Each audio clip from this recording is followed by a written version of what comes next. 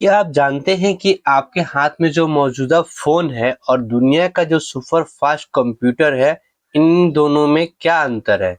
दोनों में हार्डवेयर अलग है, लेकिन जो इनको चलाने वाला जो ऑपरेटिंग सिस्टम है, वो बिल्कुल अलग है। जैसे हर काम के लिए अलग-अलग गाड़ी होती है, शहरों के लिए कार और सामान्य काम के लिए ट्रक हो गया और ट्रैक्टर हो गया, ये सब गाड़ी होती है। वैसे ही हमारा ऑपरेटिंग सिस्टम है। आज हम जानेंगे ओएस के उन प्रकार के बारे में जिन्हें पूरा दुनिया चला रही है। नमस्ते दोस्तों, ऑपरेटिंग सिस्टम मास्टर सीरीज के चौथे वीडियो में आपका स्वागत है। आज हम बात करेंगे ओएस के अलग-अलग टाइप्स के बारे में। चाहे वो कमांड पर चलने वाला हो या जो आपके पॉकेट में जो एंड्रॉयड फोन है उसके बारे में। आज हम सब कुछ क्लियर एंड कट जानेंगे। तो चलिए स्क्रीन पे चलते हैं।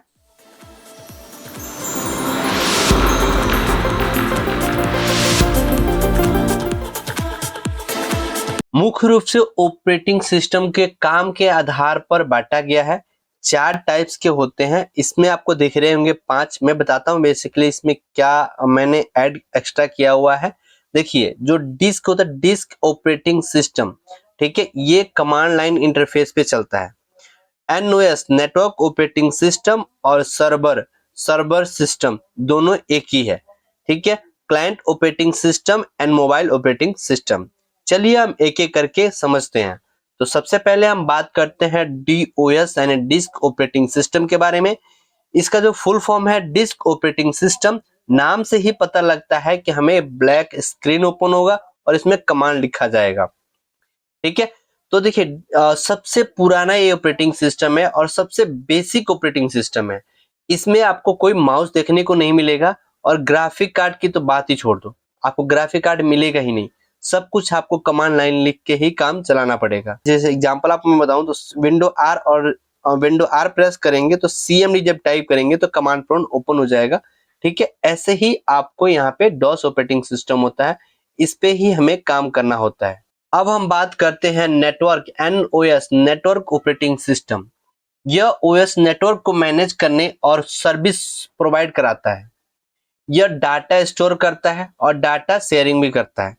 एनओएस का फुल फॉर्म है नेटवर्क ऑपरेटिंग सिस्टम और बेसिकली ये सर्विस प्रोवाइडर में सर्विस देने में यूज होता है, ठीक है। इसका फीचर की बात करें तो देखिए, सर्विस देने का मतलब फाइल शेयरिंग। कोई आपका डाटा पड़ा हुआ है एक सिस्टम पे, वहां पे आप चाहते हैं दूसरे सिस्टम पे भेजने के लिए, तो एनओएस नेटवर्क ऑपरेटिंग सिस्टम आप यूज कर सकते हैं।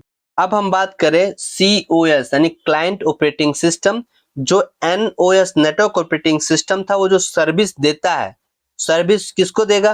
क्लाइंट ऑपरेटिंग सिस्टम यानी सीओएस यानी क्लाइंट ऑपरेटिंग सिस्टम को वो सर्विस देगा।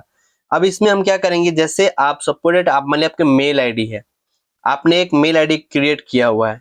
तो आप मेल आईडी क्या, वो जो मेल आईडी आपने जो क्रिएट किया हुआ है, जो इसमें मेल जो आप टाइप कर रहे हो, जो इसका स्टोरेज है, क्या आपका सिस्टम में रहता है? नहीं रहता है। जो आप सिस्टम यूज कर रहे हो वो क्लाइंट ऑपरेटिंग सिस्टम है।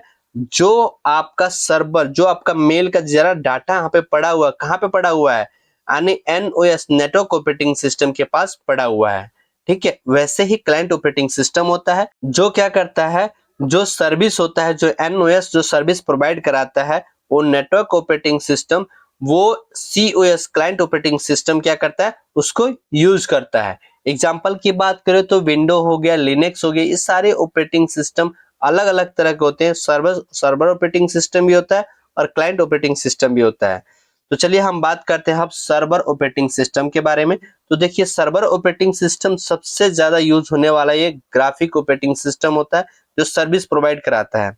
जो सर्वर सर्वर की बात करें तो देखिए, सर्वर 2000 2000 2003 2008 2012 2016 2019 2022 अभी जो चल रहा है लेटेस्ट में, लिनक्स का भी सर्वर होता है, अवंतु सर्वर होता है, रेड हैट सर्वर होता है, डेबियन सर्वर होता है, ठीक है। तो ये बेसिकली इसका सर्वर का काम जो होता है वो सर्विस प्रोवाइड कराना होता है। अब हम बात करें मोबाइल ऑपरेटिंग सिस्टम के बारे में, तो इसके नाम से ही हमें समझ में आ जाता है आज की दुनिया इनके बिना अधूरी है। जो एंड्रॉयड ऑपरेटिंग सिस्टम है ये सबको यूज करता है। सबसे ज्यादा प्रसिद्ध चीज हमारा एंड्रॉयड ही है। अगर आप देखिए एंड्रॉयड ऑपरेटिंग सिस्टम यूज कर रहे हैं तो आपके पास एंड्रॉयड वाला फोन होगा। अगर आप एप्पल फोन यूज करते हो तो iOS ऑपरेटिंग सिस्टम होता है। ये सिर्फ एप्पल के डिवाइस में ही होता है। ये खासकर तौर पे मोबाइल की स्क्रीन को टच करने के लिए, एप्स चलाने के लिए यूज होता है ऑपरेटिंग सिस्टम। तो आज हमने क्या जाना? आज हमने जाना कि हर मशीन को अपनी अपनी जरूरत के हिसाब से अलग अलग ऑपरेटिंग सिस्टम होता है। पुराने जमाने में सिर्फ कमांड लाइन चलती थी, लेकिन आज टच स्क्रीन और नेटवर्क का जमाना है।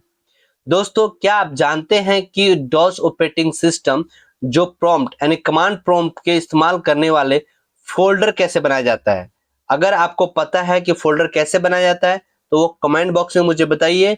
अगर आपको नहीं पता है तो आप नो लिख के बता दीजिए। अब आपके लिए एक सवाल है, क्या एनओएस और सर्वर दोनों सेम है?